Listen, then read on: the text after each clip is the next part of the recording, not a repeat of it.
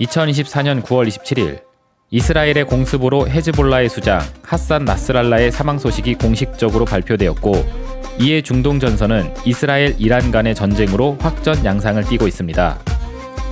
세계 원유 생산기지 역할을 담당하고 있는 중동 산유국들의 피해가 누적됨에 따라 국제 유가 상승 압박 또한 다시금 거세지고 있습니다. 그리고 이는 인플레이션이 진정 국면에 진입했다는 판단하에 진행 중인 미 연준의 금리 인하 정책 전환에 차질을 빚게 할 거대 위험 요소이기도 합니다. 최근 발표된 골드만삭스의 유가 전망 보고서에 따르면 중동 확전에 따른 국제 유가는 향후 1배럴당 20달러의 추가 상승을 예고하고 있습니다. 이는 작년부터 올해까지 통틀어 최고 수준에 해당하는 수치로 잠잠했던 인플레이션에 다시금 불씨를 지피는 상황을 뜻하기도 합니다. 오늘 영상을 통해 중동 전선에 따른 인플레이션의 영향력과 이에 따른 주식시장의 핵심 변수 3가지를 소개해드리고자 합니다. 향후 몇 개월간의 주식시장을 움직일 수 있는 중요 일정을 미리 확인하는 데에도 좋은 기회가 될 테니 이번 주 리더의 스탁마켓 나우 끝까지 함께 하시길 바라겠습니다.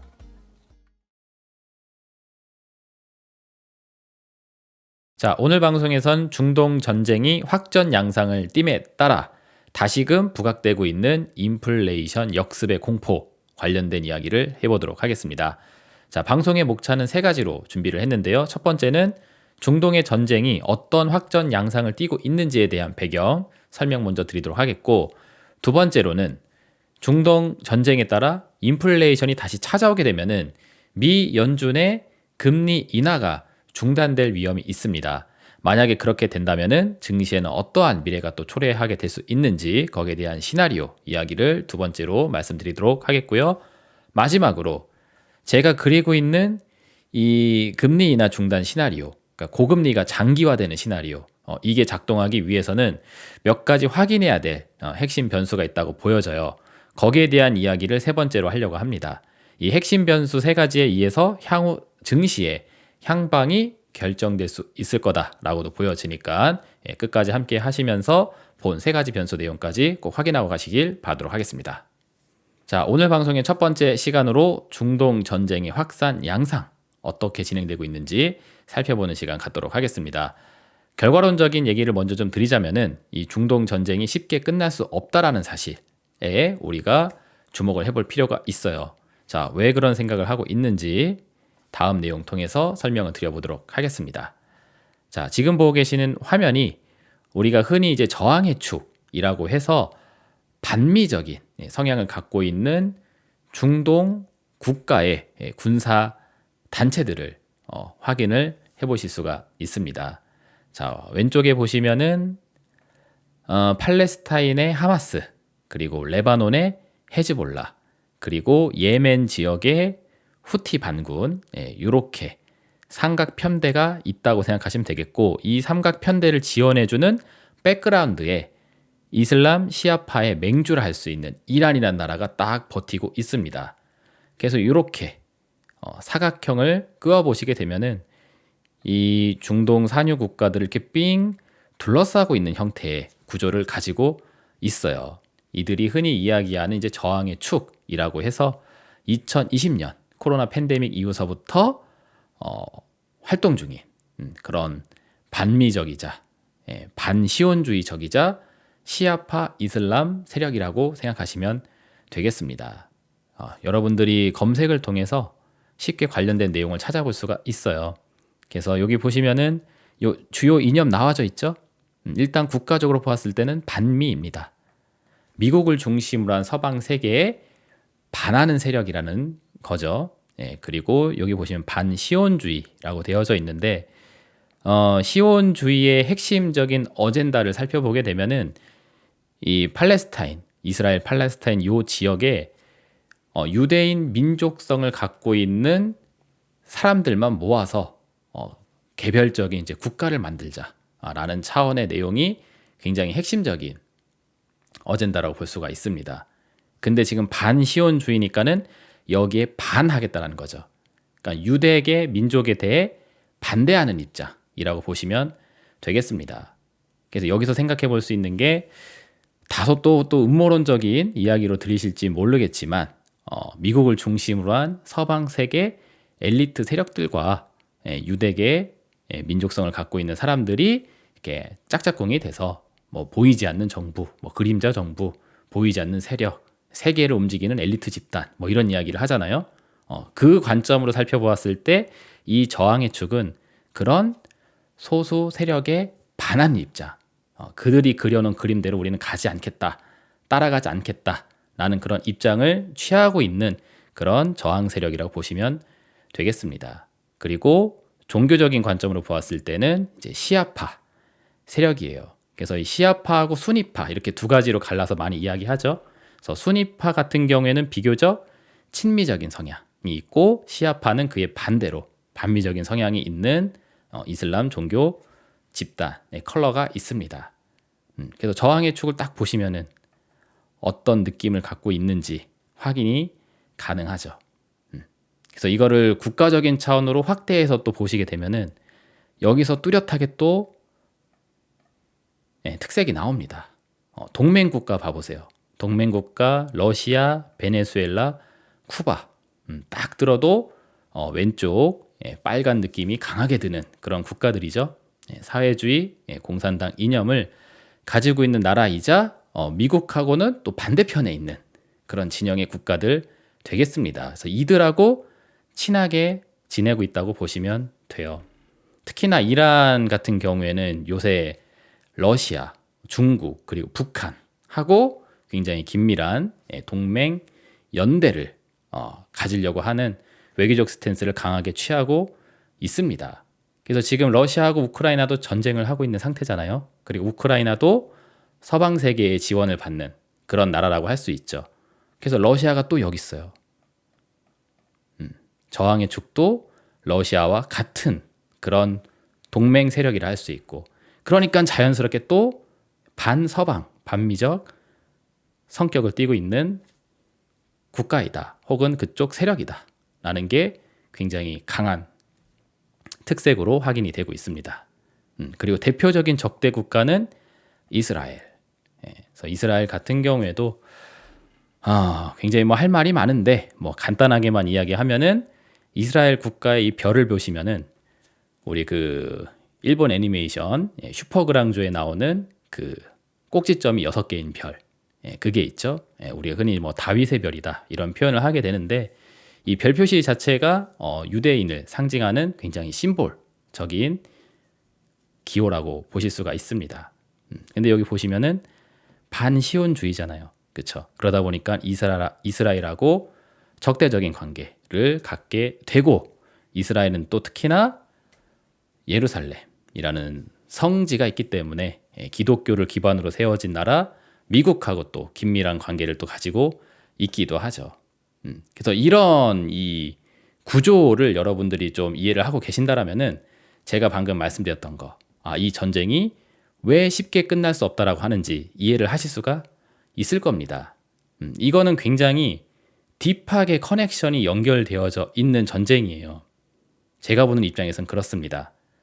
거기에 대한 근거를 하나 좀 말씀드리자라면은, 기억하실지는 모르겠는데 이 하마스 전쟁이 처음 발발하게 되었을 때, 그러니까 이스라엘 하마스 전쟁이 처음 발발됐던 게 이제 작년 요맘때이죠. 그때 당시에 제가 중동 전쟁이 어떠한 양상을 띠게 될 것인지를 좀 전망해드리면서 이란이라는 나라를 이 전쟁의 무대에 초대하게 될 것이다, 그런 말씀을 드린 적이 있어요. 왜 그런 얘기를 했냐면은 이란의 백그라운드에 있는 나라들, 중국, 러시아 이런 나라들이 지금 미국의 주 목표이기 때문에 그들의 주요 동맹국인 이란을 미리 깨부셔 놓으려고 그런 말씀을 해드렸었죠. 그러니까 중동 지역에 나선 많은 에너지들이 이 파이프라인을 타고 중국 쪽으로 넘어갈 수 있게 되는데, 그래서 중국이 이 중동산 원유라든지 이런 에너지를 공급받을 수 있는 상황이 되게 되면은 이 자원이 들어오는 거니까 경제 활동이 원활해질 수가 있습니다. 요게 조금 어렵다라면은 스타크래프트 게임 같은 걸로 생각하시면 돼요. 이 게임을 아시는지 잘 모르겠지만 제 나이대에 해당되시는 분들이라면은, 남자분들이라면 너무나 잘 아실 겁니다. 상대방을 전면전으로 공격하기 전에 견제 공격을 하죠. 자원을 채취 못하게 일꾼을 죽여야 되잖아요. 그런 작업이 바로 이거죠. 중국을 상대하기 전에 자원 수송 경로를 미리 차단시켜 놓는다. 보급로를 끊어 놓는 거죠. 그런 관점에서 이란이란 나라를 이 전쟁의 소용돌이로 초대를 해야 될 텐데 그 첫 단초로 아마 여기서 불씨가 시작이 된 걸로 보여진다. 그래서 한번 기다려 보셔라. 내 생각이 맞다라면은 조만간 이란과 이스라엘 간의 전면전 양상으로 이게 확전이 일어날 가능성이 높을 겁니다. 라는 말씀을 해드렸어요. 그리고 지금 1년이 지나 있는 이 시점에서 그렇게 진행이 되고 있죠. 저는 그런 생각을 왜 할 수 있었었냐면은 바로 이 커넥션들이 있기 때문에 중동 지역에서 전쟁이 굉장히 자주 발발하게 됩니다. 왜 하필 이쪽 지역에서 그렇게 전쟁이 많이 발발하느냐? 여기에 에너지가 묻혀 있기 때문에 그렇습니다.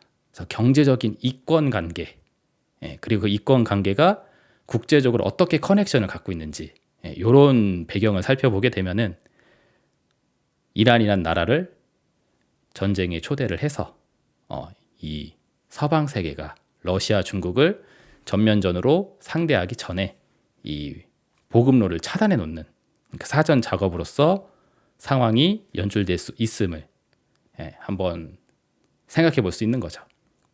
그리고 이러한 저의 관점이 맞다라면은 중동 전쟁은 쉽게 끝날 수가 없습니다. 왜냐하면 본 게임은 러시아, 중국이기 때문에 그들을 상대하러 가기 전까지는 이 중동 지역의 분쟁 상황이 지속이 되면서 이란을 중심으로 한 이 반미 세력들이 싹 다 커트가 될 수 있는 상황까지 가줘야 됩니다. 그래서 앞으로 중동 전쟁은 뭐 끝을 향해서 가고 있는 분위기라기보다는 이제 전면전 양상으로 올라오기 시작하는 그 초입의 단계에 있는 게 아닌가라는 생각을 해볼 수 있다라는 거죠. 자, 기사 내용을 통해서 좀 더 디테일한 내용 좀 설명해 드리도록 할게요. 자, 보시면은 이스라엘 공격으로 지난 한 해 사이 지도부가 제거된 하마스, 헤즈볼라와 휴전할 가능성은 점점 희미해지고 있다. 그래서 가장 먼저 그 팔레스타인 하마스의 지도자 이스마일 하니에, 이 사람이 이제 지난 7월에 이란의 대통령 취임식을 위해서 테헤란을 찾아갔다가 이스라엘 군에게 이제 암살을 당했습니다. 그래서 이것도 약간 좀 치사한 그런 전쟁으로 비춰지고 있어요. 그러니까 이란의 대통령이 이제 취임을 하니까 그걸 축하해 주려고 이란을 방문을 했는데 이 이스마일 하니에가 근데 그 사이 암살을 해버린 겁니다. 뭔가 이게 국제적인 행사를 하러 가는데 거기서 이제 죽여버렸다라는 거죠. 그리고 헤즈볼레의 오랜 지도자인 하산 나스랄라, 이 사람이 이제 최근에 그 이스라엘의 폭격으로 인해서 목숨을 잃었다라고 하고 있고요. 그래서 이것도 조금 치사한 내용이 있습니다. 원래는 휴전을 하려고 했었어요. 휴전을 논의하고 있던 중에 갑자기 이스라엘의 그 네타냐후 총리가 변심을 하게 되면서 갑자기 이스라엘에 기습 폭격을 가하게 된 거고 그 과정에서 이제 목숨을 잃게 된 겁니다. 그래서 헤즈볼라나 하마스 입장에서는 억울한 측면이라든지 이 보복 심리 이런 것들이 굉장히 강할 수 있는 상태예요. 그래서 그 내용이 여기 밑에 또 나옵니다. 그래서 한때 휴전을 원한 하마스의 군사 부대인 알카삼 여단의 지도자 모하메드 신와르, 이 사람도 지금은 더 이상 휴전에 회의적으로는 입장을 보이고 있다라는 거. 그래서 오히려 확전을 원하는 상황이라고 전했다라고 하고 있습니다. 그래서 본 내용을 정리하면은 이렇게죠. 휴전을 하려고 하는 그 협정 막바지 단계에서 발발한 이스라엘의 폭격. 아까 방금 이야기했죠. 네타냐후 총리가 갑자기 변심을 해서 폭격을 강행했고 그로 인해서 나스랄라가 사망하게 된 겁니다. 그래서 미국이 휴전하라고 지시를 했어요. 이스라엘 그만 싸워라. 니네들도 그만해라. 평화를 위해 우리 만나서 얘기하자. 그래서 알겠습니다라는 기조로 가고 있는 중에 갑자기 그 휴전 협정 그 마지막 날에 맞춰서 이스라엘이 변신, 미국 말을 안 듣고 그냥 독단적인 행동을 해버린 겁니다. 그러면서 죽여버린 거예요. 그렇기 때문에 이제 저항의 축 세력의 반발심이 고조됨에 따라 중동 전쟁이 확전 양상을 띠고 있다라는 부분. 그래서 이런 것들은 이제 표면적인 그런 이제 명분거리라고 볼 수 있겠죠. 근데 찌는 아까 전에 말씀드렸던 대로 그런 딥한 국제관계의 커넥션에 의한 것이라고 저는 생각을 하고 있습니다. 그래서 저항의 축 핵심 지원 세력인 시아파의 맹주, 이제 이란이 나서줘야 할 상황이 되어가고 있어요. 저항의 축의 핵심 세력들이 이렇게 하나씩 제거가 되게 됨에 따라 이제 좀 짠챙이들이 제거가 됐으면은 이제 중간 보스 등장해야 되겠죠. 그래서 이란이란 나라를 점점 이 중동 전쟁 무대 한가운데로 초대를 하고 있는 양상. 그러니 전쟁이 끝나는 쪽으로 가는 분위기가 아니라 지속성 그리고 시작 포인트를 갖고 있다라는 겁니다. 자, 그리고 이어서 이 중동 전쟁이 이 미국의 정치, 즉 미국의 대선에도 영향력을 행사하고 있는데 이게 또 중요한 변수가 되게 됩니다. 자, 왜 그러느냐? 중동 전쟁이 지속이 됨에 따라 인플레이션이 발발하게 된다라는 거. 그게 오늘 방송의 핵심 포인트잖아요. 근데 미국의 대선하고도 인플레이션이 연결이 됩니다. 지금 네타냐후 총리의 변심 그리고 독단적인 행동이 지금 미국의 지도자인 바이든 행정부의 신뢰도를 떨어뜨리고 있어요.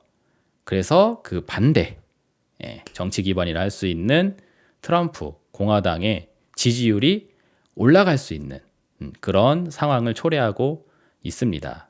자, 관련된 기사 읽어드리도록 할 텐데, 자, 네타냐후는 이스라엘의 안보를 내세워 바이든의 어떠한 회유와 압박도 뭉개고 민간인 희생을 무릅쓴 공격을 계속하고 있다.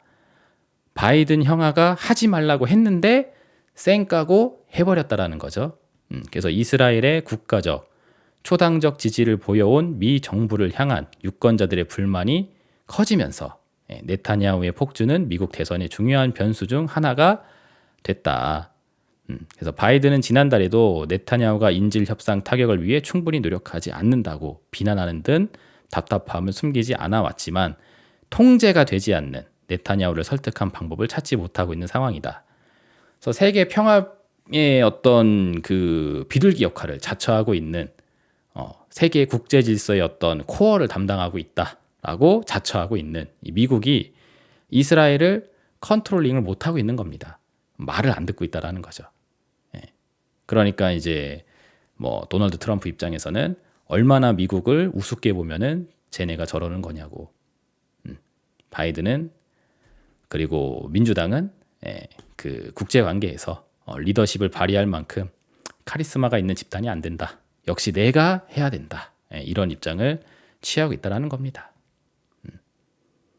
그리고 이어서 보시면은 FT에서는 이제 아프가니스탄 전쟁과 중동 분쟁의 수렁에서 미국을 구하겠다고 약속하며 취임한 바이든은 중동 전역이 불타고 미군 4만 명과 항공모함 2척이 중동에 주둔하고 있는 상태에서 퇴임을 해야 되는 위기에 처했다.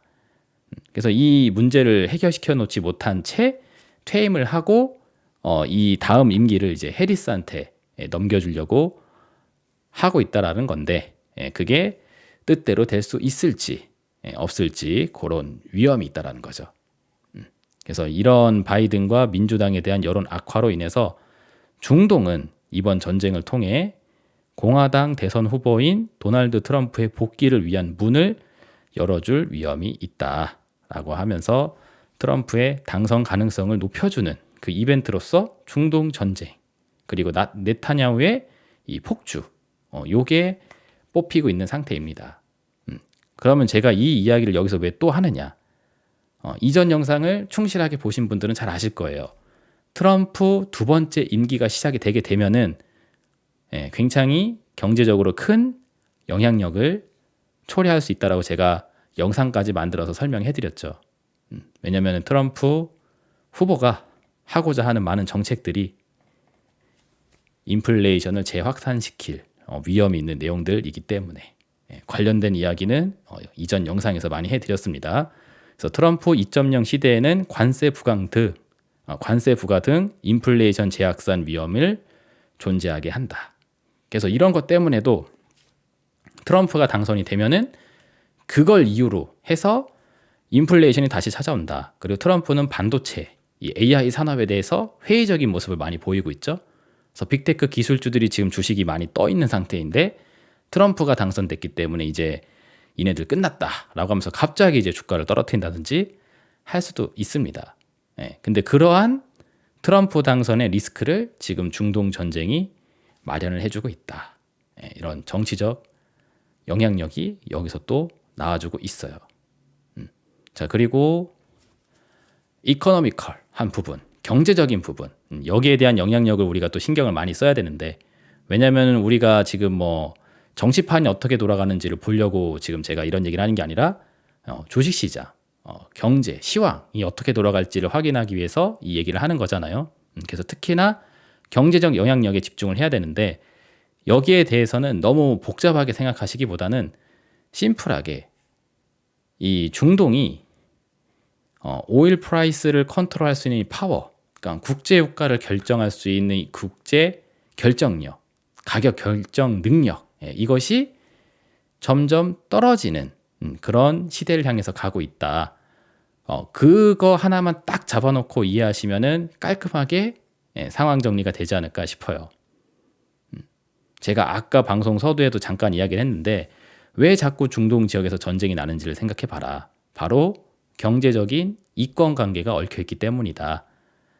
그래서 중동의 소수 국가들이 에너지 파워를 관리할 수 있는 능력, 그게 올라가게 되게 되면은 미국을 중심으로 한 서방의 패권 질서에 반하는 거기 때문에 이들의 힘을 계속 찍어 누르는 과정에서 여러 가지 전쟁들이 생겨 왔다. 그리고 지금도 같은 관점의 전쟁이다라고 이해를 하시면 될 것 같습니다.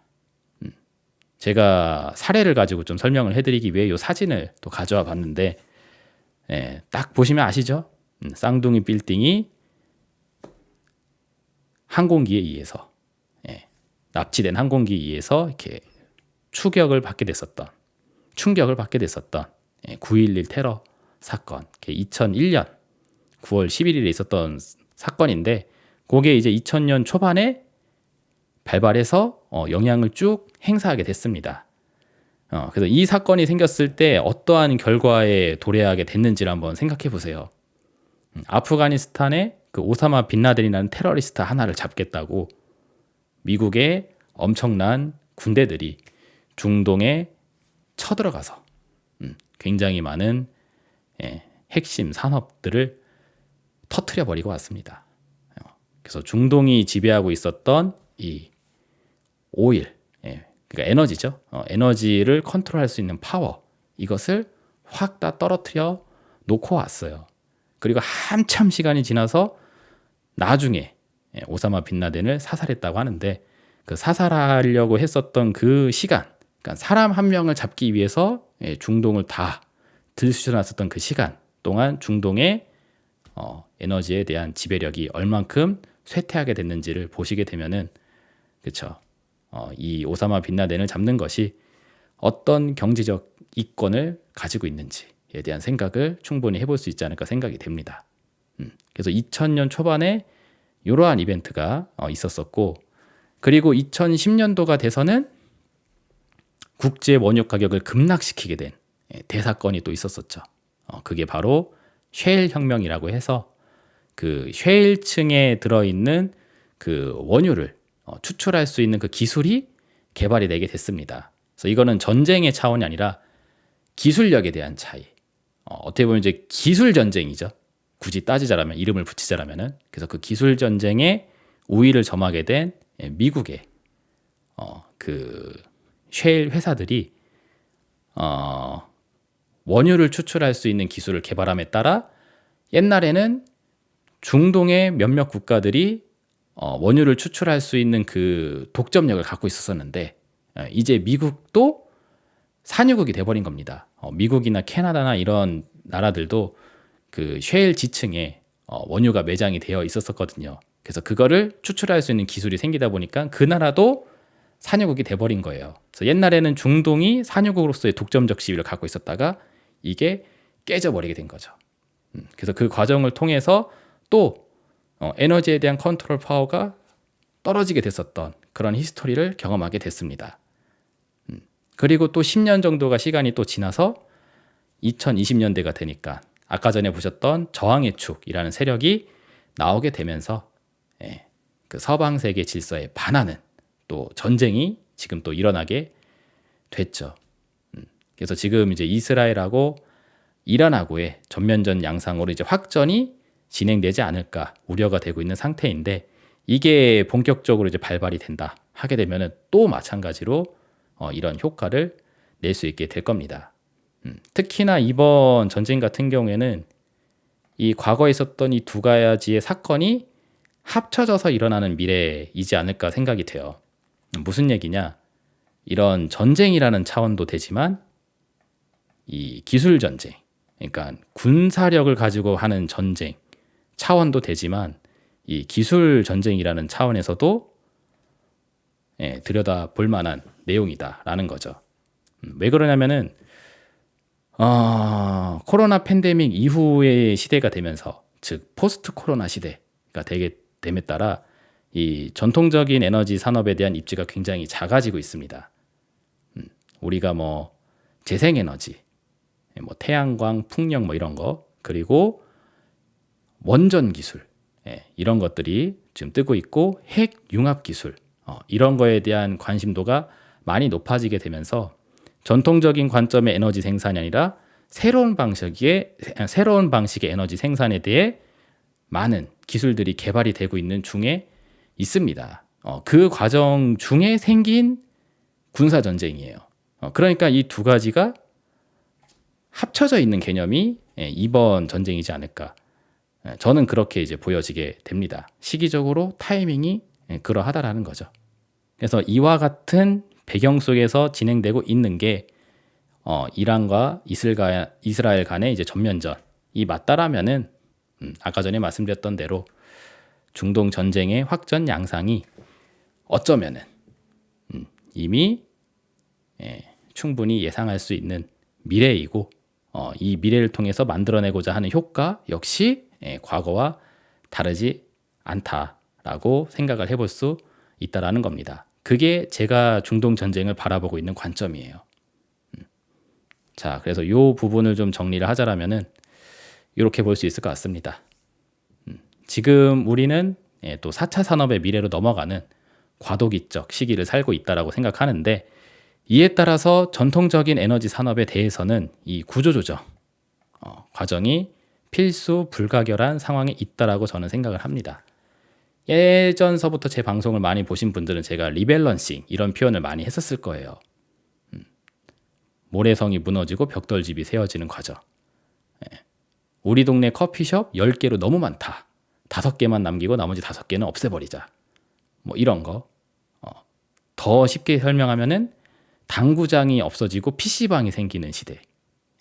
2000년대가 되면서 인터넷이 보급이 되니까 이제 뭔가 아날로그한 그런 이제 게임이 아니라 이제 디지털화되어 있는 게임의 시대로 넘어가게 되면서 PC방이라는 새로운 문화가 이제 생기게 됐었었죠. 그래서 뭐 당구장 이런 것들 싹 다 없어지고 PC방이 엄청나게 생겼던 시절. 그런 것처럼 지금 이 산업들이 과거의 전통적인 것들이 사라지고 새로운 산업에 대한 꽃을 피워야 되는 그런 시기에 있다라고 보여져요. 그래서 원유 사업에 대해서도 마찬가지 메커니즘이 필요한 시대이다라고 보여집니다. 자, 그래서 제가 생각하는 게 바로 이거죠. 전쟁이 발발하게 돼서, 그러니까 중동 지역의 전쟁이 발발하게 돼서 이제 유가가 상승 압력을 받게 되게 되면은 이 에너지 산업 입장에서는 엑시트를 하기 굉장히 좋은 기회가 되게 됩니다. 그러니까 실질적인 가치는 별로 중요하지가 않는데 전쟁에 의해서 에너지 생산이 잘려버리면은 그러면 이제 희소성 때문에 가치가 올라갈 거 아니에요. 그렇죠? 그렇게 가치를 어거지 텐션으로 끌어올린 다음에 그렇게 올라간 가치를 통해 정리를 하는 거죠. 더 쉽게 설명을 하면 약간 이런 느낌입니다. 여러분들 그 상장 폐지되는 종목의 프로세스에 대해서 한번 생각을 해보시면 돼요. 항상 그런 건 아니지만 대개 상장 폐지를 통해서 없어지게 될 종목들이 어떤 과정을 겪냐면은 주가가 이렇게 떠 있다가 이렇게 쭉쭉쭉 떨어지고 그 다음에 여기서 상장 폐지, 상폐 이렇게 해서 끝나지 않습니다. 보통 한번 띄워요. 뭔가 이렇게 뭐 이상한 루머 같은 거 막 섞어가지고 이게 무슨 뭐 엄청난 종목이다라고 하면서 쓸데없이 막 되게 희한찬란한 이유를 가지고 막 주가를 엄청 여기 개바닥에서부터 막 띄워버립니다. 테마를 타고. 그럼 이제 이게 주식시장에서 굉장히 핫한 그런 내용이 되겠죠. 그래서 이게 뭐 주가가 뭐 10,000원이 될 거네, 몇만 원이 될 거네, 막 이런 루머들이 막 생겨요. 그럼 사람들이 이걸 막 사러 들어온다고. 그렇게 사러 들어오는 사람들에게 이제 물량을 넘기고 대주주들이 탈출을 한다고요. 이러한 과정을 경험한 이후에 그 다음에 이제 상패를 향해서 나아가는. 그래서 우리가 흔히 이런 거를 이제 뭐 설거지라는 식으로 표현을 하게 되죠. 그래서 이런 일련의 과정을 겪고 죽습니다. 그래서 저는 이 에너지 산업에 대한 미래가 이 프로세스를 지금 경험하기 굉장히 좋은 시대이지 않나 라는 생각을 가지고 있어요. 그러니까 전쟁에 따라서 유가 상승을 한번 좀 해주는 거죠. 그렇다고 해서 뭐 옛날에 고점을 뚫고 그 이상까지 올라가고 막 그런 느낌이 아니라 어느 정도 유지를 해준다.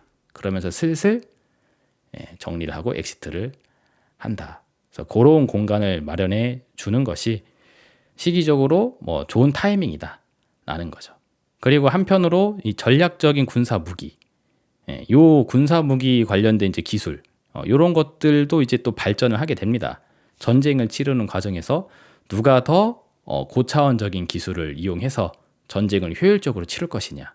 근데 이런 군사 무기에 대한 기술력 또한 한편으로 보게 되면은 이게 곧 우주 항공 기술이기도 해요. 제가 이것도 예전 방송에서 많이 했었던 얘기인데 이 미사일이라는 게 있으면은 그 미사일 머리에다가 탄두, 미사일 뭐 그 탄두를 심어서 쏘아 올리면은 그거는 이제 군사 무기 로켓 미사일이 되는 거고, 그리고 그 비행체 발사체죠. 발사체에다가 뭔가 이제 통신 기술 뭐 이런 걸 탑재해서 쏘아 올리면은 그건 또 인공위성이 될 수 있는 거예요. 제가 불꽃놀이 같은 걸로 예시를 많이 해드렸었는데 얼마 전에 그 뭐 여의도 불꽃 축제 또 했다고 하는데요. 저는 뭐 보지는 못했습니다만 그 불꽃놀이 기술도 세계전을 막 합니다. 어느 나라의 불꽃쇼, 어느 나라의 불꽃쇼 하면서 경쟁을 해요. 근데 그 경쟁을 하는 게 한편으로는 우리가 갖고 있는 우주 항공 기술이 어느 정도 수준에 올라가져 있는지를 보여주는 기회의 장이기도 합니다. 정확히 그 에어쇼잖아요. 그리고 화약이 터지잖아요. 그렇기 때문에 정확한 위치에서 정확히 폭약이 발사가 되고 그게 어느 정도까지 궤도를 그리면서 움직인 다음에 또 불이 멈춰야 돼요.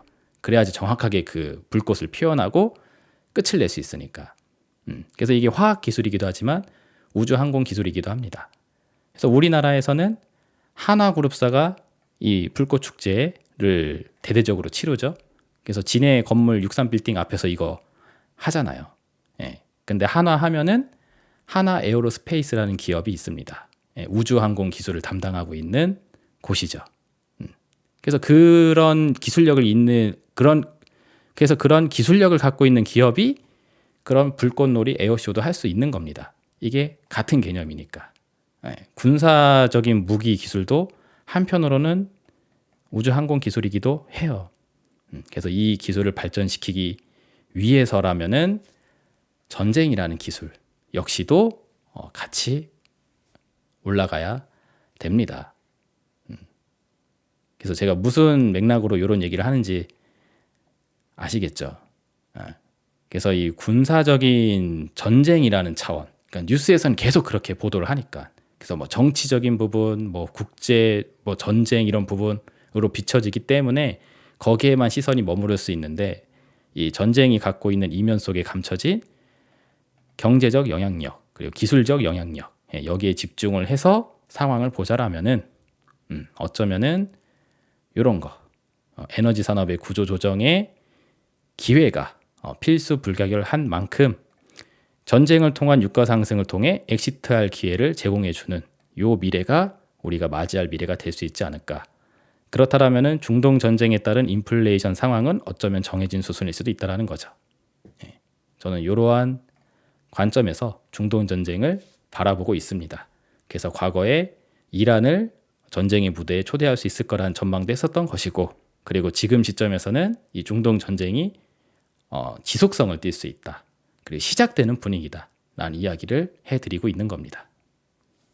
자, 그럼 지금까지 해서 제가 중동 전쟁을 바라보고 있는 시황적 배경이 이해가 되셨을 겁니다.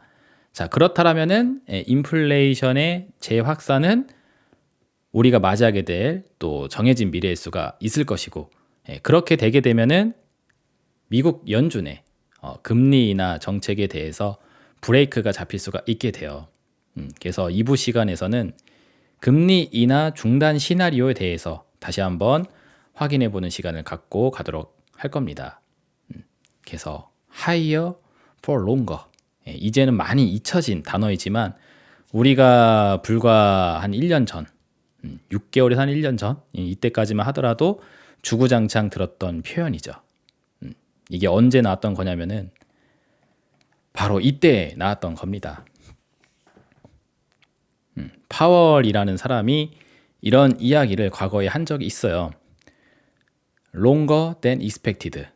그러니까 금리 인상을 하면서 긴축을 하고 있는 시간이 길어지고 있었던 중에 어쩌면은 우리가 맞이하게 될 미래는 더 높은 금리가 더 오래 지속되는 상황이 되지 않을까, 그런 생각이 든다라는 이야기를 입버릇처럼 많이 해왔었습니다. 근데 이제 얼마 전에 금리 인하를 이제 한다라고 하게 되면서 이제 그럼 이제 금리 인하 사이클로 넘어갔구나 라고 이렇게 인식이 되어져 버리니까 이제 이런 단어들이 다 기억에서 사라져 버렸습니다. 그렇죠? 예. 근데 곰곰이 생각해 보면은 고금리가 장기화 될 수 있을 거라는 그 시나리오, 이거는 제가 21년도에 전시경제 역학이라는 이름으로 시황 이야기 하면서 굉장히 여러 차례 강조를 해드렸던 내용이죠. 그래서 생각하는 것보다 우리는 고금리의 시간을 오래 경험하게 될 걸로 보여진다. 그리고 제 시황관이 맞다라면은 금리가 내려갈 거라는 기대는 배신을 당하게 될 거다 하면서 유튜브 영상도 찍어서 올려드리고 했었습니다. 그리고 당시에 보여드렸던 기사 중에 하나가 요거였죠. 블랙록. 세계 뭐 최대 자산 운용사라고 하는데 이 블랙록에서 전망하기로 요게 23년도 연말이 나왔던 내용이에요. 23년도 11월인가 그렇습니다. 그때 당시 미국의 국채 수익률 10년물 짜리가 5년간 연 5.5%를 기록할 수 있지 않을까. 그러니까 23년서부터 5년간이니까는 28년 연말까지 5%대 고금리 시대를 살 것 같다라는 그런 전망을 내놨다라는 거죠. 물론 뭐 블랙록이 하는 이야기가 다 맞다라고 할 수는 없는 거지만 이런 극단적인 미래까지 가정을 해놨어요. 그리고 뭐 아까 이스라엘 이야기가 나와서 말인데 블랙록도 약간 좀 딥하게 또 들어가 보게 되면은 이 기원적 배경이 이제 또 유대계 인사들이 많이 또 자리를 하고 있습니다. 그래서 또 다소 또 음모론적인 관점 이쪽으로 가게 되게 되면은 세계를 움직이는 뭐 엘리트 세력 중에 핵심 인사들이 이 블랙록을 움직이고 있다라는 이야기까지도 있는데, 그들이 앞으로 미래가 이렇게 될 걸 미리 알고 있다라는 듯이 이런 식의 발언을 해준 적이 있어요.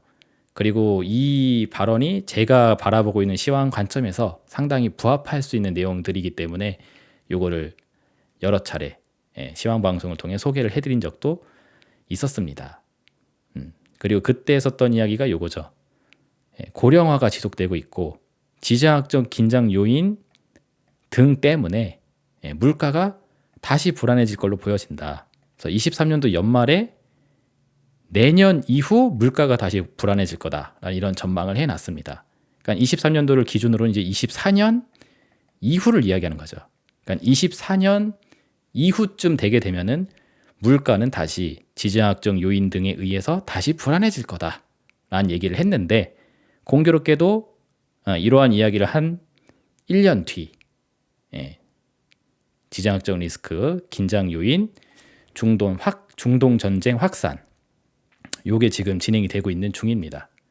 그래서 이들이 이야기한 지정학적 긴장이 이걸 뜻하는 건지는 모르겠지만 지금 시기적으로 아다리가 딱 맞게 물가가 다시 불안해질 수 있는 상황으로 우리가 가고 있는 중에 있어요.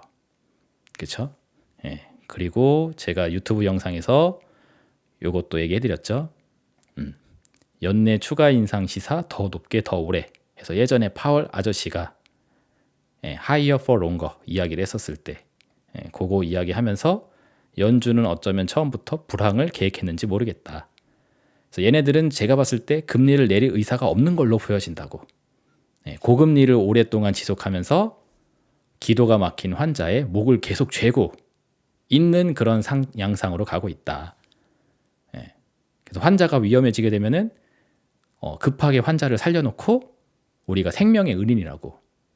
그래서 생명의 은인한테 의료비 청구를 하도록 하겠다. 그래서 뭐 말도 안 되는 천문학적인 액수의 치료비를 내놓으라고. 생명의 은인이니까. 본인이 죽여놓고 본인이 살려낸 다음에 돈 내놓으라고 하는 그런 다소 좀 양아치스러운 그런 계획을 갖고 있는 걸로 보여진다라는 표현을 해드렸습니다. 그래서 미국의 우리가 흔히 이야기하는 이제 뭐 양털 깎기 이런 일련의 과정들이 보통 이런 식으로 일어나게 되는데 애초에 연준의 계획은 이렇게 정해져 있는 게 아니었나 생각이 든다고 하면서 금리가 오래 지속될 수 있는 미래를 한번 이렇게 가정을 해드렸죠. 그걸 이제 까먹지 말자라는 겁니다. 왜냐하면 지금 50bp 금리 인하 B컷을 한번 딱 해봤잖아요. 근데 하자마자 바로 지금 물가가 다시 기어 올라올 수 있다라고 하면서 추가 금리 인하에 브레이크를 잡아대고 있죠. 그래서 고금리가 장기적으로 지속될 수 있을 만한 환경을 공교롭게도 이 타이밍에 맞춰서 딱 노출을 해놓고 있는 상태입니다. 그래서 시기적으로 타이밍이 기가 막힌 거죠. 그래서 금리 인하가 중단될 수 있을 만한 시나리오를 지금 만들어주고 있는 게 이 중동의 확전이고 유가가 다시 상승한다든지 그리고 아까 전에 말씀드렸던 정치적인 내용에 의해서 공화당 트럼프의 대선 승리를 이제 중동이 열어주게 된다라면은 그쵸 이것은 곧 고금리를 장기화할 수 있는 상황을 유도해 주고 있는 역할을 중동이 도맡아서 하고 있는 것이라고도 볼 수 있겠죠. 그래서 중동 전쟁에 따른 인플레이션 재역습은 제가 그려놓은 과거 시나리오에 굉장히 부합하는 내용이 되게 됩니다. 그래서 상당히 심도 있게 봐야 되는 내용이 아닌가 싶어요. 그리고 실제 국채 수익률 같은 경우에도 최근 들어 다시 반등을 하고 있습니다. 금리가 내려갈 거라는 판단 하에 국채 수익률이 내려가야 되는데 지금 추가 금리 인하가 어려울 수도 있지 않을까라는 그런 우려가 생기다 보니까는 지금 국채 수익률이 거꾸로 상승 압력을 받고 있어요. 그래서 이런 기사가 나왔습니다. 강한 미국 고용의 B컷, 약발도 끝. 미국의 국채 10년물이 다시 4%대 수익률로 되돌아왔다라는 거.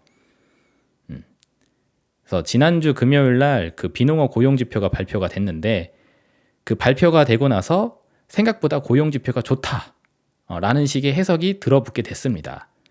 그렇게 되다 보니까는 뭐 경기 침체 우려는 없다고 하면서 증시는 좀 오르긴 했어요. 근데 그 증시가 오르는 중에 국채 수익률이 엄청 상승을 했습니다. 달러 인덱스도 엄청나게 상승을 했고, 왜 그러냐면은 고용이 좋다고 하니까는 빚컷에 대한 가능성, 이게 제로로 떨어져 버렸어요. 그러니까 지난달에 50bp를 내렸죠. 그리고 11월 FMC에서 한 번 더 빚컷을 할 수 있지 않을까, 이렇게 생각을 하게 했는데 고용 지표가 딱 나오니까는 야, 고용이 이렇게 좋은데 굳이 우리가 빚컷을 할 필요가 있느냐, 괜히 섣부르게 금리 인하 또 빡세겠다가 물가 또 쳐올라올지 모르겠다, 그래서 50bp는 좀 에바다 해서 이 가능성은 없애버리자 해서 50bp에 대한 가능성을 제로로 떨어뜨려 버렸습니다. 그래서 11월 FMC에서 금리 인하를 하게 되면은 25bp의 금리 인하를 할 가능성이 매우 높아졌어요. 지금 페드워치에 따르면은 25bp의 금리 인하 가능성이 97.3%고 50bp의 금리 인하 가능성은 제로로 떨어져 버렸습니다.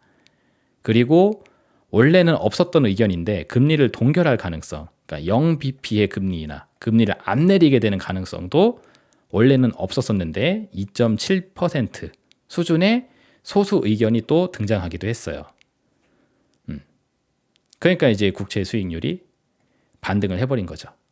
왜냐하면 지금 시중 금리는 금리가 팍팍 내려갈 거를 가정으로 해서 선제적으로 떨어뜨려 놨는데 막상 뚜껑을 열어보니까는 생각보다 금리가 빨리 못 내려가게 돼 있단 말이죠. 그러니까 이게 다시 오르고 있는 상태입니다. 요거를 좀 정리해서 표현하면은 이렇게 볼 수 있어요. 원래 시장의 기대치는 올해 125bp의 금리 인하가 진행될 걸로 예상을 하고 있었던 차였습니다.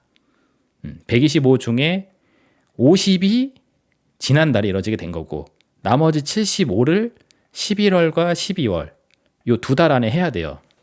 연내에 맞춰야 되니까.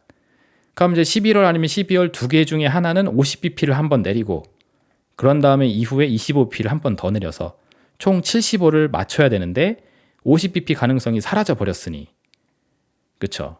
이번 돌아온 FMC에서 25bp를 한다면은 다음번 FMC에서 50을 해야 되는데 그러기는 쉽지가 않다라는 거지. 그래서 25를 두 번 하던가, 아니면 이번에만 25를 하고 다음번에는 못 한다거나 이렇게 될 가능성이 높아져 버렸습니다. 그래서 원래 시장에 대한 기대치는 125bp의 금리 인하였는데 지금 올해 최대의 금리 인하를 해봤자 75에서 100bp 정도밖에 못 될 예정이에요. 그래서 금리 인하에 대한 가능성, 이게 계속 떨어지고 있는 중에 있다라는 거, 이게 실제로 진행이 되고 있습니다. 그래서 시장의 반응을 보시면은 채권 시장과 달러의 반응은 좀 공격적으로 들어오고 있어요. 그 중동의 확전 양상, 그러니까 나스랄라가 사망을 당했다는 그 소식, 그게 들리고 나서 미국의 10년물 국채 수익률이 이렇게 반등을 쫙 해줬습니다. 그래서 4%대로 회복을 해줬어요.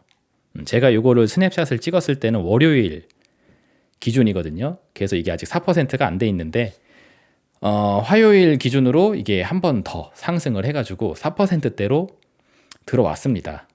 그리고 달러 인덱스 같은 경우에도 9월 27일 요때 이후로 이만큼 반등을 해서 지금 102포인트대까지 진입이 되어져 있어요.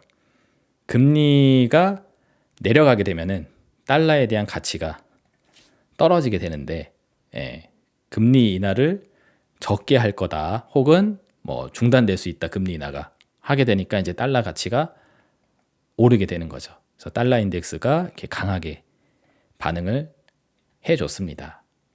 그래서 채권 시장과 외환 시장을 보게 되면은 이 중동 전쟁에 따른 이 시장 반응이 가파르게 좀 세게 연출이 되고 있어요. 근데 여기에 대해서 주식 투자자 분들은 별 생각이 없습니다.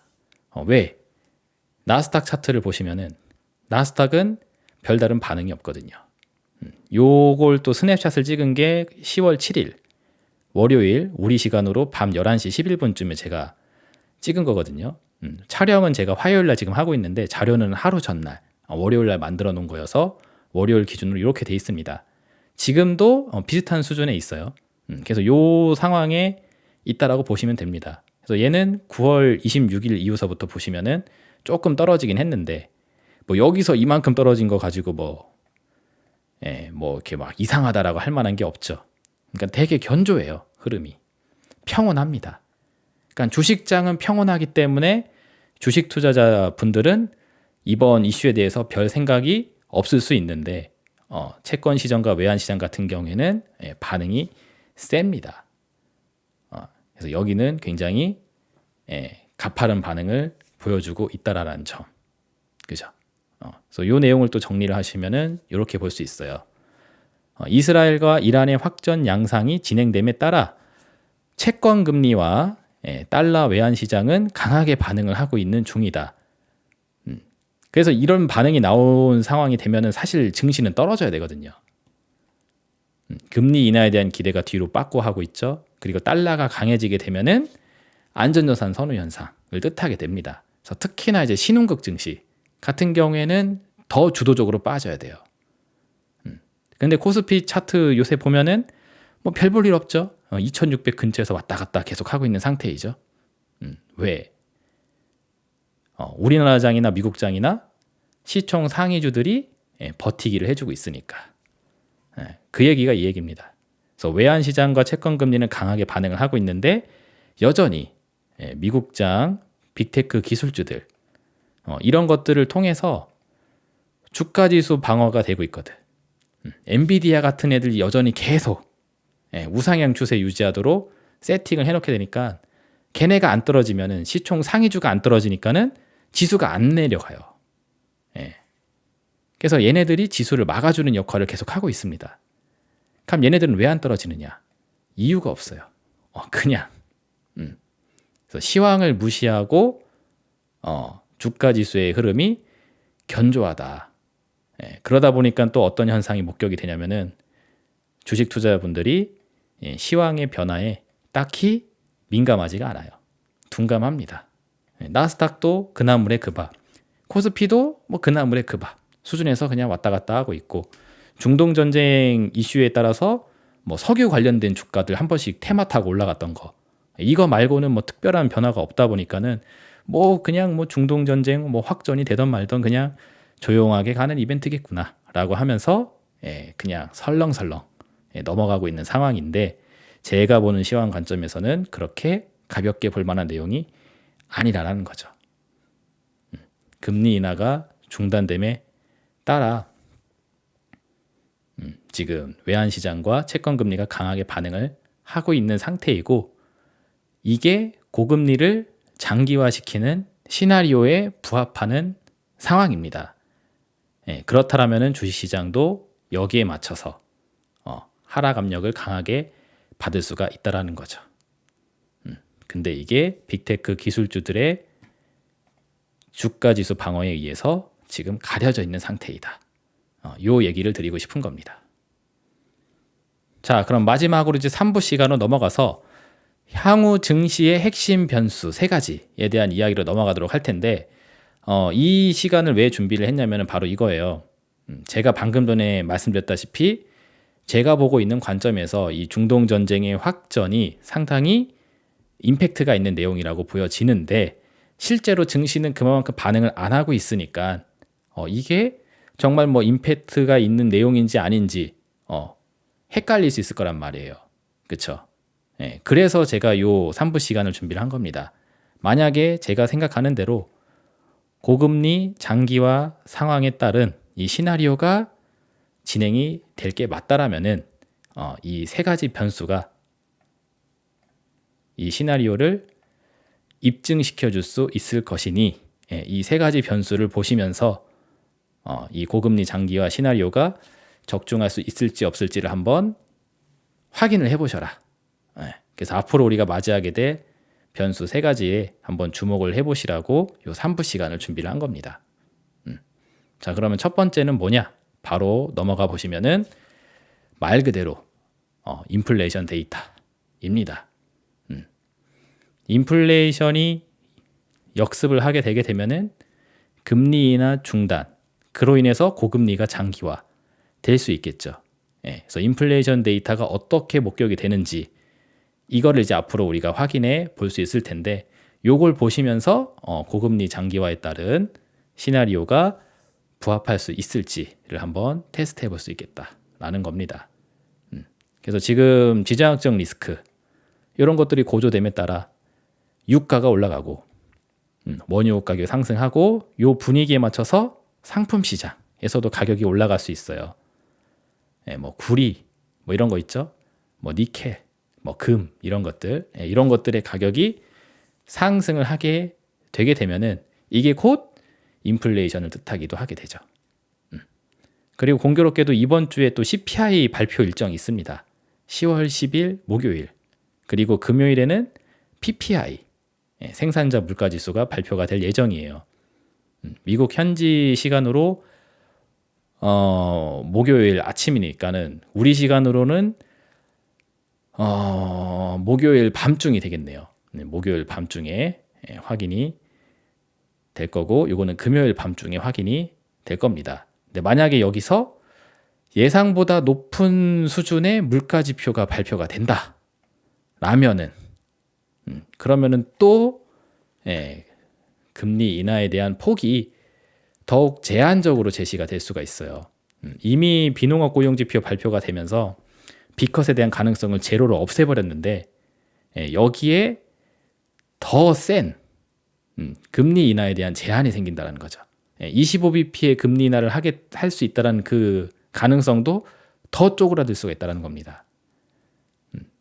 그래서 그런 상황이 걸리게 되면은 시중 금리, 채권 금리 이런 것들이 상승 압박을 더 받게 될 것이고 달러 인덱스의 추가 상승도 나와줄 수 있겠죠. 그리고 이번 물가지표는 어영부영 잘 넘어간다고 해도 다음번에 나오는 물가지표가 괜찮을 수 있을지 이거는 또 장담을 못합니다. 왜? 중동 전쟁이 확전이 되면서 이게 지속이 되는 거잖아요. 그렇죠? 그래서 이게 지속이 되는 가운데 물가 상승 압력이 계속 쌓이게 되게 되면은 다음번 물가 지표가 낮게 나오리라는 보장이 또 없게 되죠. 그죠? 그래서 그런 부분들을 지속적으로 확인해 보시면서 물가 데이터가 만약에 높게 나온다라면은 고금리 장기화 시나리오가 예상대로 적중할 수 있다라는 거. 자, 그리고 두 번째로 중국이 또 기가 막히게 이 타이밍에 맞춰서 부양 정책을 굉장히 강력하게 해줬다라는 사실. 요것도 한번 들여다볼 대목이 되게 됩니다. 이번 10월 1일서부터 10월 7일 국경절이 있을 때 그때 중국이 경제를 한번 살려보겠다고 부양책을 강하게 실행을 했다고 하죠. 그래서 중국장도 갑자기 폭등을 막 했잖아요. 그래서 그게 어느 정도 효과를 낸다라는 식의 풀이가 붙게 되면은 이 중국이라는 경제가 살아남에 따라 이 상품 시장에 대한 수요가 올라간다는 얘기를 할 수가 있어요. 그러니까 이 기름 같은 경우에도 원유 같은 경우에도 중국이 굉장히 많이 사줍니다. 왜냐하면 중국은 공장을 돌려야 되거든요. 그래서 생산 공장을 돌리기 위해서 이 에너지가 필요한데 중국 공장이 잘 안 돌아가니까는 원유에 대한 수요가 떨어져 있었다가 경기 부양책을 통해서 중국 공장이 이제 가면 이제 기름에 대한 수요, 원자재에 대한 수요 생기겠죠. 그래서 그 수요가 증가됐다는 이유로 가격 상승 압력을 집어넣게 되게 되면은 어떻게 됩니까? 인플레이션이 또 생겨버리게 되죠. 그래서 중국 경기가 뭐 개선을 하고 있네. 그래서 뭐 상품 가격이 올라가고 있네. 이런 식의 뉴스들, 이런 식의 데이터들이 확인이 되면은 이것이 또 고금리를 지속하게 하는 요인이 될 수 있겠다. 그리고 추가적으로 이런 것들도 있습니다. 미국의 항만 노조가 파업을 했다라는 거. 최근 한 일주일 사이에 많이 들려왔었던 내용인데 특히나 이제 미국의 동부 해안을 중심으로 이런 이야기들이 많이 나오고 있어요.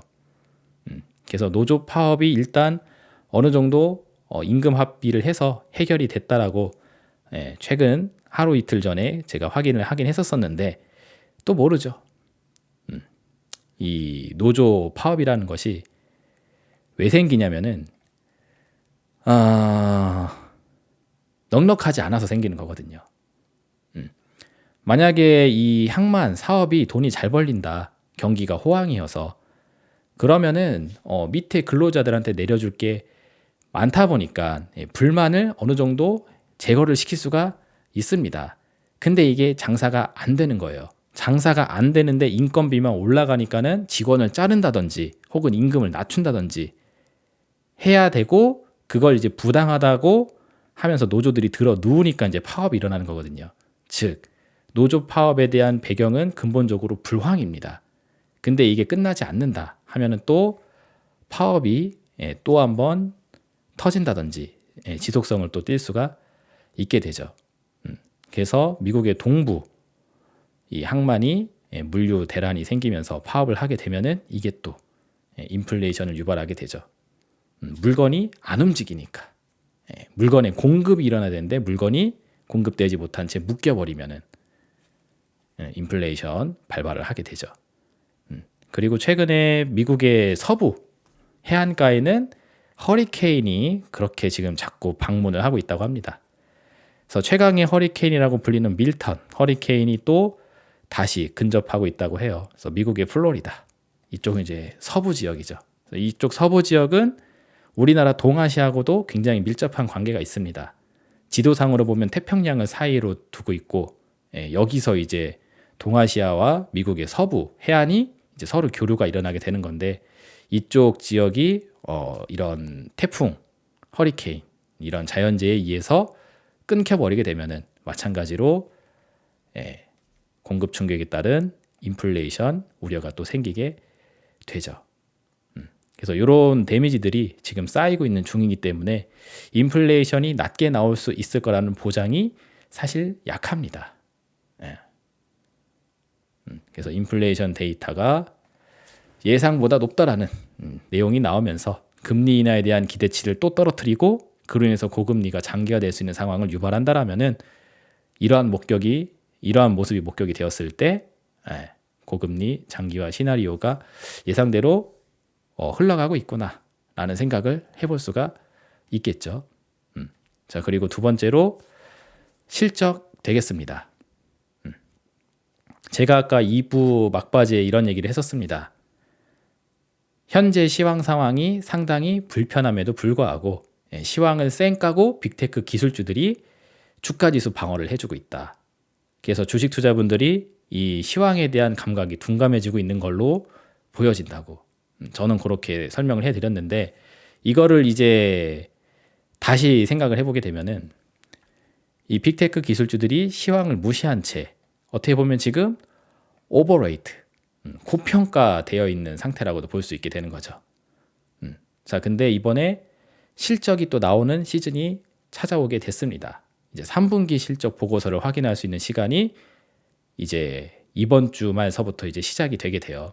그래서 만약에 실적에 대한 실망감이 터지게 되게 되면은 매도, 셀링이 일어날 수 있게 됩니다. 특히나 이제 빅테크 기술주들의 실적 발표에 따라 주가 반응이 실망스럽게 연출된다 하게 되면은 그 주가 지수를 관리해주고 있었던 빅테크 버블이 터지게 되면서 시황적 기조에 맞춰서 가야 하는 주가 지수의 방향대로 떨어질 수 있겠죠.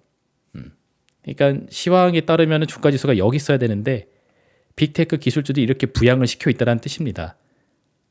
근데 이만큼의 이격이 실적에 대한 실망감에 의해서 붕괴가 되게 된다 하면은 얘가 원래 있어야 될 방향을 향해서 내려올 수 있다라는 점. 그래서 이번 실적 리포트에 대해서도 이런 관점으로 보았을 때 중요도가 꽤 높다라고 보여져요. 그리고 이거는 저의 개인적인 그런 전망이라기보다는 이게 시황적으로도 공통적으로 좀 잡혀져 있는 컨센서스이기도 합니다. 요 밑에 그 investing.com에서 올라온 기사의 일부분을 보시면은 이런 이야기가 있어요. 불리시한 인베스터, 그러니까 강세론을 갖고 있는 이제 투자자들 같은 경우에는 호핑, 바라고 있다. 어떤 결과를 바라고 있냐면은 그 실적 리포트의 결과가 최근에 증가되고 있는 리치 밸류에이션, 그러니까 밸류에이션이 리치하다. 이것은 이제 고평가를 이야기하는 겁니다.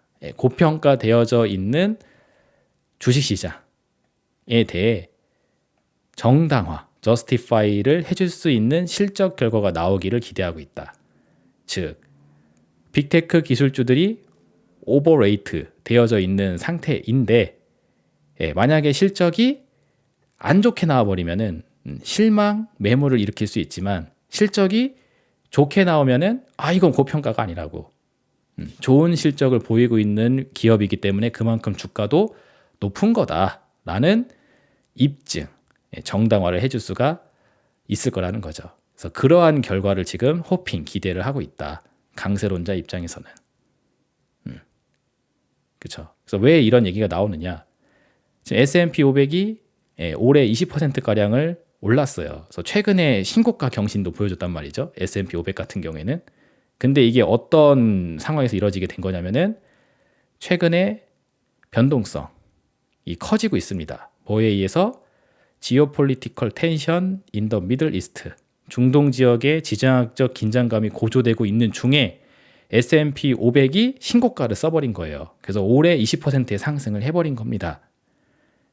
그러니까 이제 이런 시황적 불편한 상황을 쌩까고 신고가 랠리를 만들어 버린 이 빅테크 기술주들이 실적으로서 이걸 입증해 줄 수 있을 것이냐, 그 얘기라는 거죠. 그래서 이거를 다르게 보게 되면은 이 주식시장이 이런 시황적 배경 대비 오버레이트 되어져 있는 현실적인 상황을 이렇게 보여주고 있는 그 단면이라는 거죠. 기사에서도 벌써 이런 뉘앙스가 드러나잖아요. 그렇죠? 그래서 만약에 이번 실적 발표에 따라서 해당 주가를 증명해 줄 수 있어야 현재의 추세가 유지가 될 수 있을 텐데, 만약에 그러지 못한다라면은 시황이 가리키고 있는 방향을 향해서 내려와야 된다.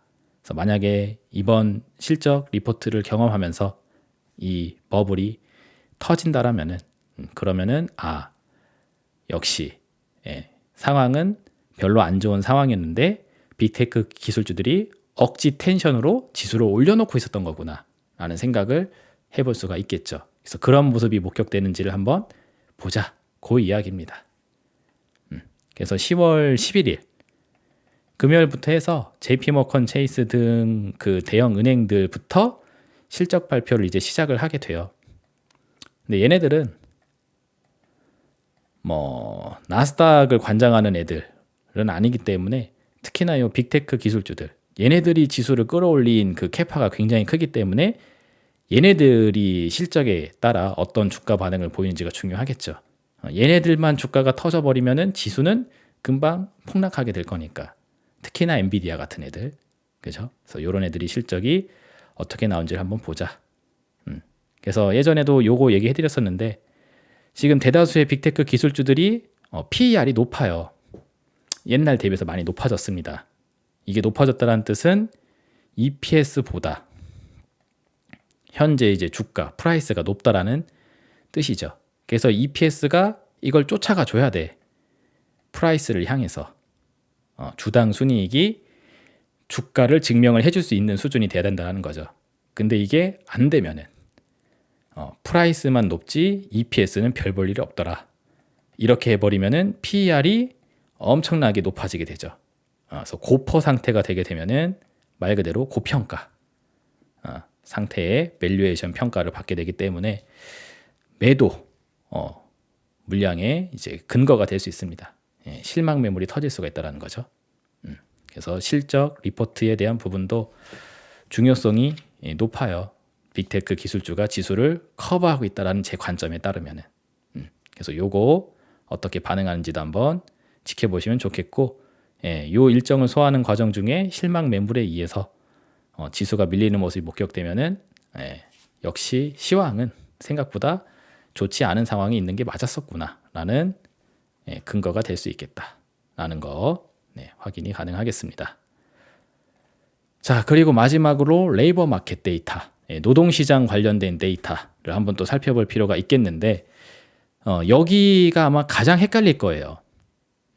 왜냐하면 지금 노동시장 관련된 데이터가 어떻게 나오는지에 따라서 증시가 올라가기도 하고 떨어지기도 하고 막 그렇습니다. 왜냐하면 지금 고용지표가 생각보다 강하다, 스트롱하다 하게 되면은 야, 미국 경제 좋잖아. 그러니까 금리 인하 천천히 해도 돼. 이런 목소리에 힘을 실어버리게 돼요. 그래서 금리 인하에 대한 호프가 떨어지게 된다 하면은 주식장이 떨어질 수 있는 위험이 될 수 있겠죠. 금리 인하에 대한 기대가 쪼그라들게 되는 거니까. 자, 그럼 반대로 고용 지표가 그럼 안 좋게 나오면 되지 않느냐. 그래서 약화된 고용 지표가 만약에 발표가 된다. 그러면 또 웃기게도 야, 고용이 너무 안 좋다. 지금 미국 경제에 무슨 심각한 문제 있는 거 아니야? 이러면서 리세션에 대한 공포감이 또 생깁니다. 그래서 뭐 하드 랜딩이네, 뭐 경기 침체네 이러면서 이걸 이유로 또 증시가 하락할 위험이 또 생기게 돼요. 그러니까 좋게 나와도 지랄이고 나쁘게 나와도 지랄인 셈입니다. 그러다 보니까는 고용 지표는 좋게 나와야 좋은 건지 나쁘게 나와야 좋은 건지 이런 차원에서 헷갈림을 많이 가질 수가 있게 되는데 여기에 대해서도 우리가 확인을 해야 될 거는 저는 이거라고 봐요. 중요한 거는 이제 고용 지표의 추세입니다. 그리고 제가 확인하고 있는 고용 지표들을 보았을 때는 대다수 이 고용 지표도 하락 추세를 이제 기록하기 시작했어요. 제가 옛날에 막 선행 지표, 동행 지표, 후행 지표 이런 이야기 하면서 설명을 한 적이 있었습니다. 그래서 고용과 관련돼 있는 지표들은 특히나 후행성이 크다. 그래서 선행성이 진한 지표들, 뭐 소비자 심리 관련된 지표 이런 것들은 코로나 팬데믹 이후서부터 지금까지 계속 떨어지고 있는 중입니다. 의심의 여지가 없이 하락 추세예요. 그리고 동행성 지표들도 비슷한 추이를 보이고 있고, 그래서 이제 마지막 남은 게 경기보다 늦게 움직이는 후행성 지표, 이 고용과 관련돼 있는 지표들이 이제 어떻게 보면 이제 끝판왕, 마지막 보루라고 할 수 있는데 얘네들도 최근 들어서 안 좋은 모습을 보이고 있습니다. 그래서 우리 8월 5일 날 블랙 먼데이 쇼크 터졌을 때 고용 지표가 급격히 악화됐다는 내용이 터지면서 주식시장을 막 밀어버렸잖아요. 그죠? 그래서 그런 모습들이 그냥 목격이 되는 게 아닙니다. 리세션 상황에 노출이 되어져 있기 때문에 나오는 현상이라고 저는 보고 있어요. 그래서 고용 지표마저도 추세적으로 하락 추세를 기록 중이라고 저는 평가를 하고 있습니다. 근데 자꾸 이제 노동시장이 강하다는 이야기가 왜 기어 나오냐면은 이것 때문에 그래요. 추세적으로 하락 추세임을 기록하기 시작을 했는데 이런 거 기저효과. 그러니까 이렇게 떨어지고 있는 중인데 여기를 기준으로 여기를 바라보면은 여기선 이만큼 반등을 했잖아요. 그죠? 그래서 몇 달 전에 예를 들어 여기가 뭐 7월이라고 합시다. 그리고 여기가 9월이라고 할게요. 그래서 7월 2달 전 대비해서는 개선이 됐다. 그래서 노동시장이 개선세에 있다. 그런 차원으로 노동시장이 강하다라는 주장을 하고 있다라고 저는 보고 있습니다. 그러면 얘네들은 왜 노동시장이 강하다라는 주장을 하는가? 요거 가지고 트렌드는 하락인데 왜 그러겠어요? 이래야지 레이트 컷 호프를 죽일 수가 있잖아요. 노동시장이 강하기 때문에 금리 인하를 공격적으로 할 필요가 없다. 그래서 고금리를 유지해버리는 거야. 그러면은 리세션 상황 플러스 고금리 상황 이 두 개가 짬뽕이 돼서 저성장 장기 불황 쇼크를 유도할 수 있게 되겠죠. 그리고 이렇게 만드는 것이 제가 보는 기준에서는 연준이 오래전에 계획해놨었던 미래라고 보고 있는 입장인 것이고, 그래서 노동시장과 관련돼 있는 데이터들이 굉장히 혼란스럽게 해석이 되는데 이 데이터를 언론이 평가해 주는 대로 보시기보다는 직접 이 데이터를 눈으로 직접 확인하시면서 여러분들이 스스로 한번 평가를 해보시게 되면은 제가 왜 이러한 관점의 이야기를 하는지 여러분들도 이해하실 수 있지 않을까 생각이 됩니다. 그러니 하락 추세를 무시하고 기저효과 등을 이유로 노동시장이 강하다고 하면서 금리 인하에 대한 호프를 계속 깨부셔 버린다라면은 이게 한편으로 뭐겠어요? 고금리 장기화 시나리오를 유도하는 그런 과정이라고도 볼 수 있겠죠. 그러한 모습이 레이버 마켓 데이터에서 확인이 된다 하면은 이 역시 고금리 장기화 시나리오를 뒷받침해주는 그런 상황이 될 수 있겠죠. 그래서 이렇게 세 가지 변수를 확인하시면서 제가 그려놓은 미래 시나리오에 부합하는 데이터가 목격이 되는지를 한번 여러분들도 확인해 보시면서 가면은 좋지 않을까 생각이 됩니다. 자, 그래서 주가지수 시세와는 무관하게 이 세 가지 변수가 이 예상 시나리오의 가능성을 높여주게 되는 데이터로 확인이 된다라면은 저는 제가 판단한 스스로의 시황 관점에 더욱 높은 신뢰를 부여하게 될 겁니다. 여기서 포인트는 이거죠. 주가지수 시세와 무관하게. 주가지수가 올라가면은 생각이 달라지고 뭔가 좀 떨어지면은 또 생각이 달라지고 이런 게 아니라 오르던 떨어지던 무관하게 제가 판단하고 있는 이 기준이 명확하게 신호를 내주고 있다라면은 결국 증시가 가고자 하는 방향은 하방이겠구나 라는 생각을 붙잡고 간다라는 점. 그렇죠. 네, 이제 유튜브를 이제 저도 굉장히 오랫동안 해오고 있다 보니까 많이 느끼는 건데 대다수의 투자자분들이 이 주가지수 시세에 굉장히 뚜렷한 반응을 보여요. 그러니까 저는 뭐 21년도 때나 뭐 22년도 때나 23년이나 24년이나 지금이나 뭐 계속 하나의 관점을 가지고 바뀐 상황에 대한 해석. 그러니까 뭔가 시간이 지나면서 새로운 이제 상황들이 생기잖아요. 근데 그 새로운 상황들이 생길 때마다 이걸 제가 가지고 있는 그 관점에 부합시켜서 해석을 계속 똑같은 해석을 해드리고 있습니다.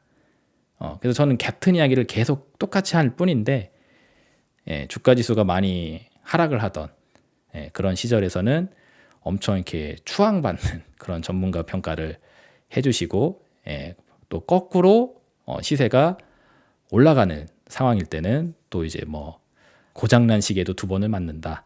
뭐 인디언이 기우제를 보내는 것처럼 그냥 맨날 떨어진다고 얘기하다가 한 번 떨어지면은 맞는 거 아니냐. 뭐 그런 식으로 맞추는 건 누가 못하냐라고 하면서 이렇게 좀 비아냥거리듯이 이렇게 보는 견해들 이런 것들이 또 생기고 그렇습니다.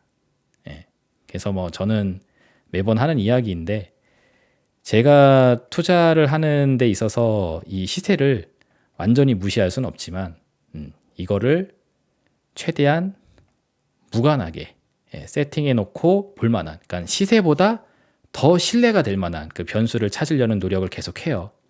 그리고 그게 맞다라면은 이것도 결국 단기적으로는 변동성을 보일지 모르겠지만 결국 미래의 목적지는 여기에 돌아오게 될 거다 라는 그런 어떤 신뢰, 확신을 유지하려고 노력을 하고 있습니다. 그래서 제가 하고 있는 이런 스타일의 투자 관점을 여러분들이 뭐 배우시고 뭐 따라 하시고 뭔가 이렇게 좀 경험해 보신다고 한다라면은 이 HTS 안에서 보여지는 시세 정보 여기에 자꾸 이제 시선이 돌아가기보다는 HTS 방 너머에서 들려오는 시세보다 더욱더 좀 신뢰할 수 있을 만한 그런 신호들 이런 것들에 주목을 해보시는 거를 권장해 드리도록 하겠습니다. 뭐 이런 이야기 뭐 옛날서부터 지금까지 100번 1000번 해드리고 있지만 투자를 하는 데 있어서 굉장히 중요한 덕목이라고 생각을 하고 있기 때문에 한 번 더 강조를 드리려고 합니다. 그리고 추가적으로 제가 멤버십 영상을 제작해 드리고 있는데 아시는 분들은 아시겠지만 혹시 모르시는 분들도 있을 것 같아서 한번 설명을 드리도록 할게요. 이번 주 멤버십 전용 영상에서는 제가 이 이야기를 해드리려고 합니다. 미국을 위협하는 독재자들의 동맹이라고 해서 여기 북한의 김정은, 러시아 푸틴, 중국의 시진핑, 그죠? 그리고 아까 이야기했었던 그 저항의 축, 세력의 핵심 수장, 이란, 시아파의 맹주 이란, 유로 연합 체제가 굉장히 동맹을 굳건히 하는 모습을 보여나가고 있습니다. 그러면서 이제 서방 세계에 대한 위협을 가하고 있는데 이게 시황적으로 봤었을 때 어떠한 의미를 갖고 있는지 이런 부분들을 좀 설명을 해드리는 시간을 가지려고 해요. 그래서 멤버십 전용 영상 창에 가서 보시면은 이런 관점의 영상들이 이미 많이 올라와져 있습니다. 그래서 멤버십을 가입을 하시게 되면 이런 걸 보실 수가 있어요. 그래서 제가 갖고 있는 시황 관점에 동의를 하시고 이런 어떤 스타일을 여러분들도 익혀보고자 하신다라면은 이 HTS 방 너머의 세상에 대한 이해, 그리고 이것을 시황으로 끌고 오는 거, 이런 것들을 제가 어떻게 하는지 확인을 해보시는 것도 도움이 많이 되실 겁니다.